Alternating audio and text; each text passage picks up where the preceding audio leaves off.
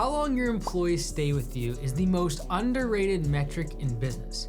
When I look at the great entrepreneurs of all time, most of them had a core group of people that stuck with them for decades. Everyone talks about customer churn, but employee churn is slowly eating your profits and your culture.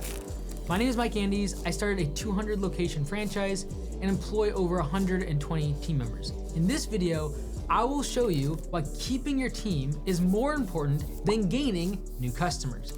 Now I'm gonna attack this from two different elements. One is for technicians, entry-level team members, and then also for management and for leadership.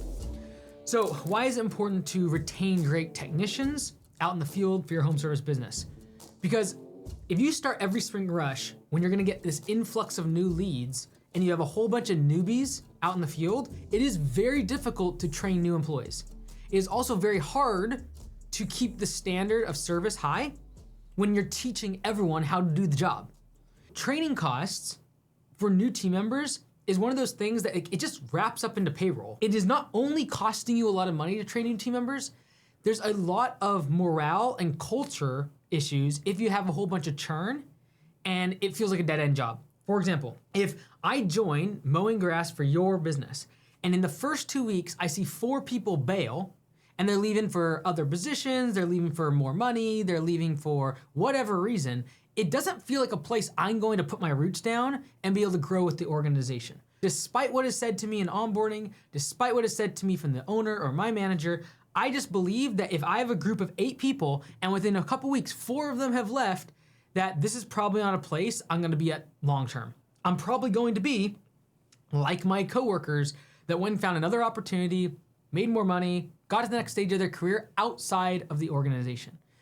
Now, I'll take this as an example for Command Center where we hire people to answer the phone. From an administrative perspective, relatively entry level, we usually get them with experience from other phone centers. However, relatively entry level. However, over the past 3 years, we've had near zero churn. Back in 2020, 2021, that was a different era. It was crazy. But in the past 3 years, we've had near zero voluntary churn. How? Because we made sure that as the business wins, we help them win. So there's a few things you can do for technicians and entry-level team members to be able to make sure you do retain them.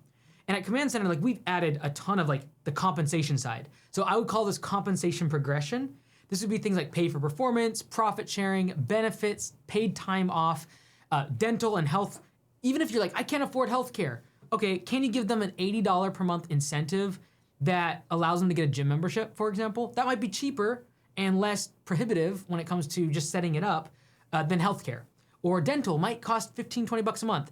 These are things that you could do to help create stickiness around staying at your place of work. We always talk about having a sticky product for customers and retention of customers, but what about retention of your team? First off is the compensation progression. The next thing I would say is career progression. So at Augusta, we have 7 stages of success for technicians, 7 stages of success for general managers, 7 stages of success for owners. All in all, the 21 stages of success. The reason we did that is because we'd always said our goal was to get people to the next stage of their career, but we never had stages. And it was kind of meaningless to say that. So by having an actual roadmap that people can progress in their career, it allows them to feel like there's reason to grow, there's reason to gain more skills, and there's reason to stick around because there is more money to unlock, there's more skills to unlock, there's more positions or titles to unlock, and so that career progression is super important. Another thing when it comes to technicians and entry-level team members is a 30, 60, and 90 day. This is probably the most important when it comes to one-on-one interactions with the manager and whether or not they're gonna stay more than 3 months. I have seen consistently in home services, if you get a technician to stay 3 months, they will stay 3 years.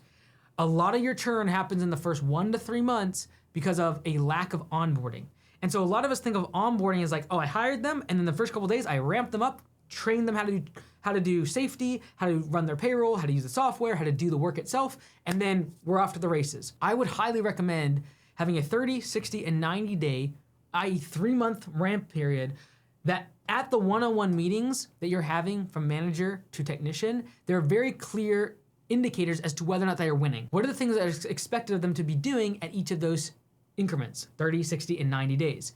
I do this for all my roles now inside the media company, all the leadership team, like we are always trying to figure out what are they supposed to be doing the first 30, 60, and 90 days to make sure they're on track. Because if they're off by just a couple degrees in the first few weeks, you go 6 months down the road and they're way off track. They've likely left the company either through you firing them or them self-selecting and leaving the company voluntarily. I'm gonna have very clear indicators of success during a 30, 60, and 90 one-on-one meeting with that team member. I've gotta know what their goals are early on in my relationship with them to be able to make sure that as I think about their career progression, their compensation progression, their title, where they're going in their career, I've got to make sure that aligns with their goals because they might not care about some of these things, like making more money or getting another title. They might not care about that as much, but if I can figure out how to tie that in with the fact that they are trying to put their kid through college, for example, that's their goal, I will then make the connection for them to show them by doing these things, getting to the next stage of your career, by making more money, by hitting these KPIs, by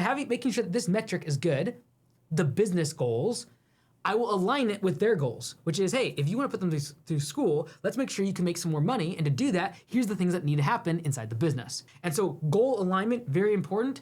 And in those first 30, 60, and 90 days, understanding what their goals are, and then giving them a clear roadmap in the business to be able to achieve their personal goals, that will make it very sticky. All right, that's technicians, frontline team members. Let's talk about leadership. Now, why is it important, in my opinion, when it comes to continuity with your leadership team? This is the people that as you grow an organization to 3, 5, 10 million and beyond, that you might have 4, 5, 10 direct reports that then lead managers, and underneath those managers, you then have technicians or entry-level team members. Why is it so important to have continuity? In my opinion, continuity equals trust, and trust equals speed. And so if you want to move fast, I need to have trust up and down the chain of command. I need my leaders to trust me. I need the people that they're managing, the managers, to trust them. I need the people at the front line to be able to trust their managers. There needs to be trust up and down the chain of command. And so if there is no trust, because I constantly am churning through leadership, then there's no continuity, it slows the business down dramatically. This is why a lot of people will top out around $3 million because they're having churn at the leadership level, and it's causing distrust, and it's causing unrest in the rest of the organization. Now, if I talk to most 10 million plus founders that are not named Elon Musk, they have a core group that has been with them for years. And for entrepreneurs that I see building really big businesses that have been in the game and doing the same thing for 15, 20 plus years, they're people that have been with them from day one. They've been with them for 5, 10, 15 years. I believe churn at the leadership level has cascading effects on the business. And again, some people will point to people like an Elon Musk and be like, well, he went to XAI within a matter of a couple years. The entire leadership team was replaced. The entire leadership team left. The entire leadership team got fired. It is very, very rare to see that caliber of an entrepreneur, let alone have the ability to be able to have that kind of churn inside the organization at the leadership level and survive. And so I would say that it is an exception. It is not the rule. The vast majority of successful entrepreneurs I have personally seen have a core group of people that when they need to get things done, they can move very fast because they have trust built up with people that have been with them for a long time, and that's the continuity we're seeking. So continuity allows that trust to be built, and that trust allows the organization to move very quickly. Most recent at a command center, we've added another level of management because there's now 80 plus agents. And so we added a management layer between the leadership layer, the management layer, a layer, and then there's an admin layer, and then there's all the team below, because there's 80 plus people just at command center. Now, all three businesses in the last 2 to 3 years, we've formalized a leadership team that actually report to me. Since then, none of them have voluntarily exited, and I'm thankful for that. And all the progress that we will see over the next 12 to 24 months and how fast we will see the businesses grow is likely a result of the formation and the continuity of those 3 leadership teams across the 3 departments. We have the media department, we have the franchise department, and we have the software department. And first finding the right people to put them on the bus, but then keeping them there, in my opinion, is a huge win. It trickles down across the entire organization. And I have been very blessed to have phenomenal people stay with me for a very long time. And I've only recently realized that this is actually the unlock. This year we will grow probably twice as much in terms of percentage compared to last year. Why? We finally established the leadership team in all 3 departments, and they've all been with us for multiple years now, and some of them as much as 10 years. And so how do we do that? And by no means am I perfect. I'm like a very flawed human being. And so how have we been able to maintain having a leadership team that's stuck around? Because your leadership team sees your weakest points as a leader. They are the people that directly report to you. They have a huge amount of responsibility. They also carry huge weight for the organization. And a lot of what successes you get acclaimed for, they actually did the work for. So they have to like do the work. They don't really get recognized for the work getting done, and yet they have the biggest impact on the business from an operational perspective. And your head in the clouds vision and mission is very important. You have to do that. But if you don't have great leaders, you can't do that. And that's what keeps most small businesses under 3 million, is the inability for the founder to go focus on leadership and vision and where's the company going and higher level things. But the reason they can't do that is because they don't have a good leadership team. And there's churn at their management level all the time. And so I started asking myself, okay, what's the unlock here? What have we done? We've done one thing, right? And that's like keep good people around. So I kind of broke it down to 3 things. 1, align incentives. And that is, if the business is winning, I want them to win. Also, it makes me less likely to micromanage if I know the business winning means they win. Now you might be watching this video and me saying like, hey, leadership team, general managers, I'm not there yet. And I get you. But I know what it's like to have 8, 9, 10, 15 employees and not have aligned incentives with them. Just the technicians out in the field, out on the job sites like this every single day in home services, but feeling like the only way for me to be able to have them be efficient is for me to micromanage them and constantly be looking over their shoulder. And the reason I felt that way years ago was because I didn't have aligned incentives with my technicians. And that's what pay for performance, or P for P, is all about. The harder the employee works, the more money they make. If they show up on time, if they have all of their materials and all of their tools ready to go, and they don't have to go back to the job site or back to the shop 5 times throughout the day, they make more money. And now we're all pulling in the same direction, which is we want the job done on time and on budget, because the crew makes more money if that happens. Go check out P4P software. I made a free course for you to learn exactly how to implement it in your business. So this is a compensation, making sure titles, everything is aligned with the incentives of the leadership team and myself. You will never, ever hear me, and I can say this with confidence because it does not ever enter out of my mouth. You will never hear me say a negative thing about my leadership team or my direct reports, ever, never. There might be in a one-on-one meeting, I directly go over areas of improvement. That happens almost every single meeting, or areas of feedback or things I think could be improved in their department, etc. But you will never hear me, even if they're doing a poor job, say something negative about them. I personally feel like this is really important to have this level of trust between a leadership team and an executive layer. And that is sort of like a relationship or a marriage. You don't go to your buddies and start talking bad about your wife. Probably a good indicator, marriage isn't doing so hot. If the wife is going to all her little girlfriends and saying all the negative things and joking about her husband, probably not a good indicator that this is a healthy relationship. And so in my opinion, if I want that same level of commitment that I would have in a marriage in terms of professionally with my executive team, I'm not saying anything negative about them.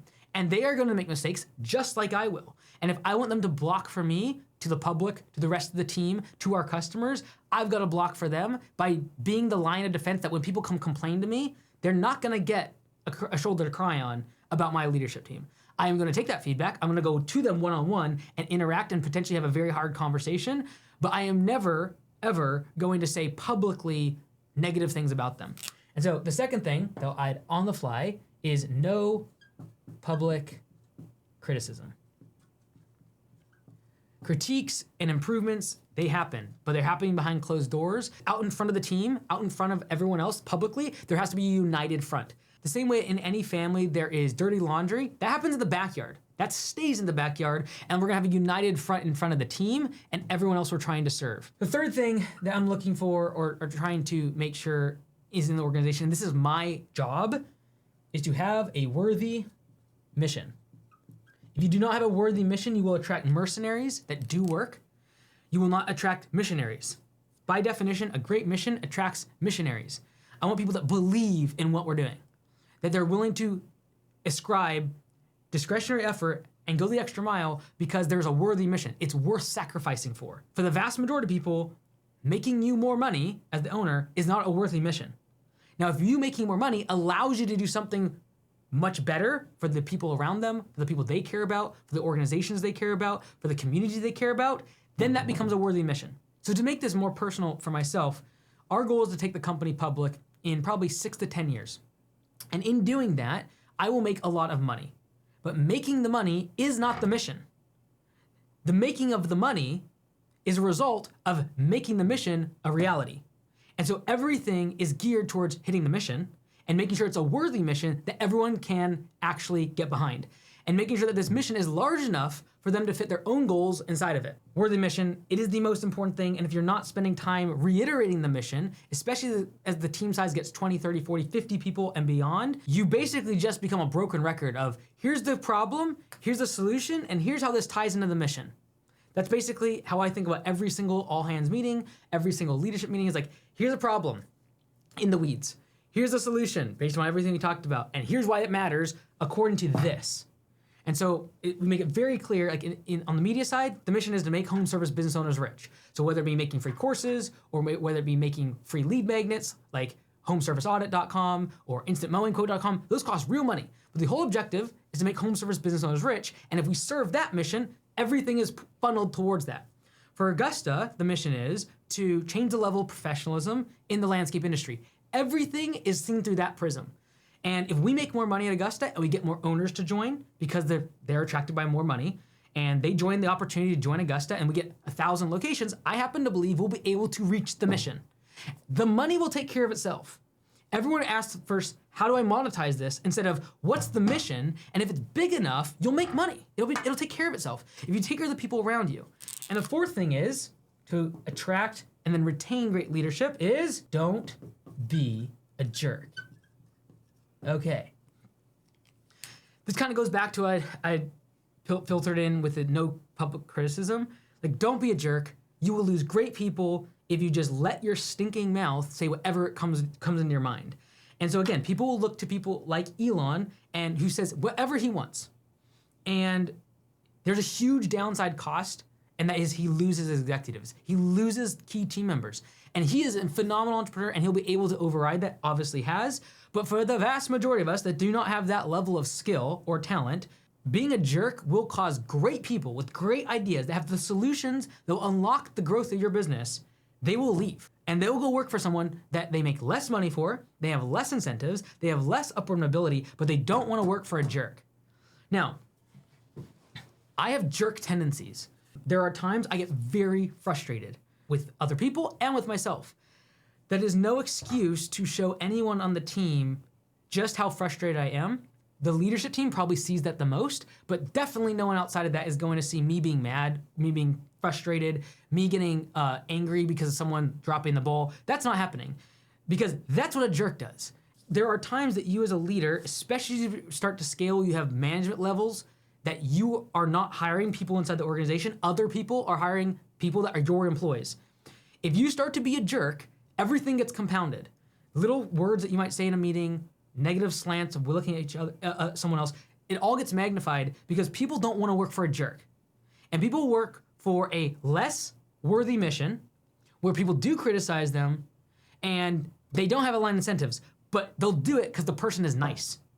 And you just have to ask yourself, like, would you work harder for someone that you liked working for or someone that you thought was a jerk? You would probably work harder for the person that you liked.